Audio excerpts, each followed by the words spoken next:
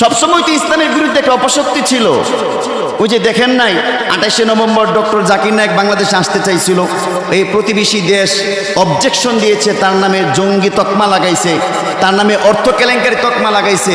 এরপর জাকির নায়েককে কোনোভাবে বাংলাদেশে আসতে দিবে না। এই অপশক্তি তো এর আগে মৌলানা দেলোয়ার হোসেন সাঈদীর জীবনটাকে তছনছ করে সর্বশেষ আমৃত্যু কারাদণ্ডের ফাইসালা করেছে। নাহলে কি দোষ ছিল? এমন একটা জনগোষ্ঠী একেবারে পৃথিবীর শুরু থেকে ছিল, আজও আছে।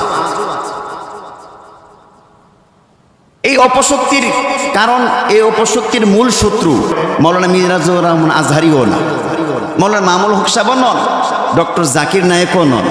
এই অপশক্তির মূল মেন কারণ হচ্ছে ইসলাম। কারণ এরা কখনোই চাই না ইসলামটা সারা বিশ্বের মধ্যে ছড়িয়ে পড়ুক, সারা পৃথিবীতে যাতে করে মুসলিমদের জনসংখ্যা যেন কমে যায়। এটা হলো তাদের মূল টার্গেট। মূল সমস্যা না, মূল সমস্যা হচ্ছে ইসলাম। ইসলামটা যে ব্যক্তির মাধ্যমে বেশি প্রচার হইতে চাইবে, এই ব্যক্তিকে দমিয়ে দেওয়ার জন্য, থামিয়ে দেওয়ার জন্য তারা অপচেষ্টা এবং চক্রান্ত তারা বারবার করেই গেছে।